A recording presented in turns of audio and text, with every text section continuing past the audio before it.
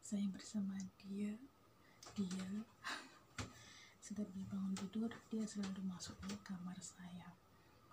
Kamar saya ini kan ada pintunya.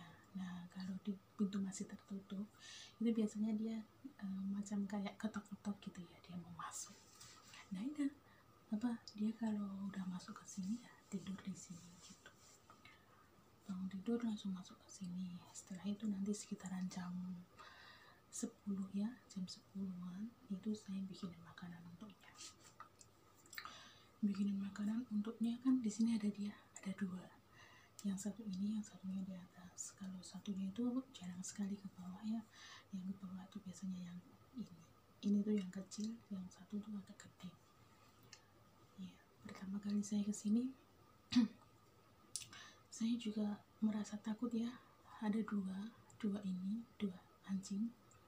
Dua anjing ini, yang ini katanya, yang ini tuh nakal. Dia suka gigit, dan dia juga agak aktif ya daripada yang satunya gitu. Pertama kali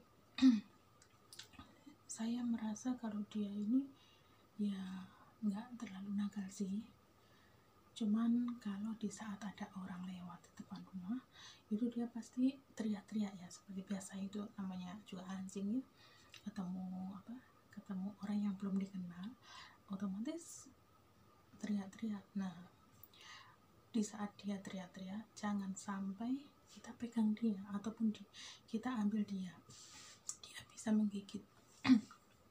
Pernah sekali waktu dia sama yang satunya lagi berantem di sebelah saya,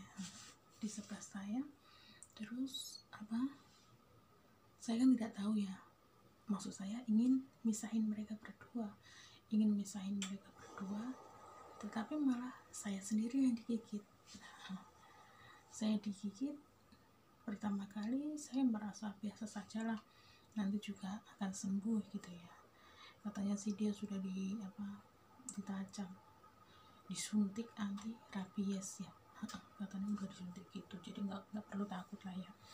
Misalnya terjadi apa-apa ya kita cepat-cepat dibawa ke dokter gitu. Pertama kali saya juga merasa takut ya, berdarah. Setelah berdarah 2 hari kemudian berubah menjadi biru. Nah, berubah menjadi biru, setelah itu saya cuma dikasih obat saja sih, diolesi obat supaya tidak bengkak, tidak sakit gitu. Tapi lama-kelamaan juga sembuh dengan sendirinya. Bahkan sering sekali ya, di saat ada orang lewat dia teriak-teriak, nah di situ pasti saya digigit, karena tugas saya menjaga dia ya. Kalau dia ramai itu kan kasihan tetangga, apalagi di rumah kan banyak orang. Kalau di saat lagi tidur ataupun di saat lagi istirahat gitu kan merasa terganggu. Kalau dia teriak-teriak itu kan keras banget ya. Jadi sebisa mungkin saya harus bisa menghentikan teriakan itu dengan salah satu cara ya, saya ambil dia, tapi malah saya yang digigit. Itu tidak sekali 2 kali ya, sering banget. Tapi tidak mengapa sih, sebenarnya sih dia tuh baik. Kalau pas ada orang saja sih dia lagi gigitnya, itu pas ada orang saja, kalau enggak ya enggak kok. Alhamdulillah sekarang ya saya ambil video dia, karena sebentar lagi mungkin saya juga pulang Indonesia untuk kenang-kenangan saja sih, nggak ada maksud lain untuk pamer ataupun untuk ibaratnya seperti kenapa nggak diupload dari dulu gitu ya, aku baru akhir-akhir ini gitu. Karena saya juga mikir buat kenang-kenangan, saya sama hewan saja bisa menyayangi, apalagi sama orang lain gitu ya. Jadi ya hanya untuk kenang-kenangan saja selama saya tinggal di sini. Dan nanti insya Allah suatu saat, karena ini saya juga di rumah banyak orang, jadi waktu saya untuk istirahat, waktu saya untuk duduk, waktu untuk belajar itu sangat terbatas, karena tidak enak ya majikan di rumah terus. Kalau dulu kan sehari ataupun 2 hari itu dalam 1 minggu pasti ada keluarnya. Tapi sekarang kan sama sekali nggak ada, mereka tuh di rumah terus, jadi kita juga nggak enak juga ya, kita enak-enakan di kamar bermain dan untuk keperluan sendiri itu tidak enak. Makanya saya dalam waktu ini, dalam kesempatan ini, saya minta maaf pada teman-teman semua, saya belum aktif belajar dan saya juga belum aktif untuk belajar lah, pokoknya intinya untuk belajar ataupun balas info dari teman-teman semua ataupun japri dari teman-teman semua. Saya ada kesempatan waktu juga hanya di saat sholat saja ya. Sekarang kan sholat duha, jadi sedikit alhamdulillah mereka belum bangun, jadi saya tadi sudah bangun terus mereka naik lagi ke atas.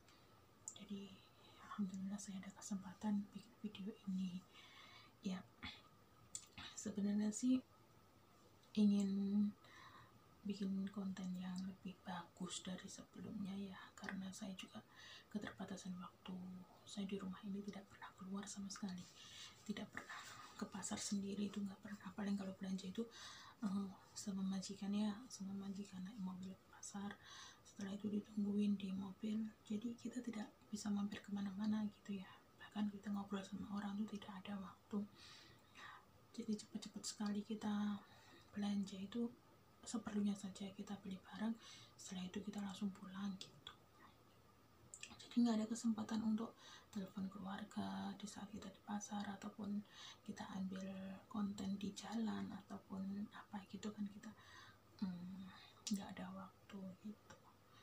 Dan dalam jangka 24 jam keluar di saat itu saja, setelah itu ya udah di rumah masak lah, bersih lah.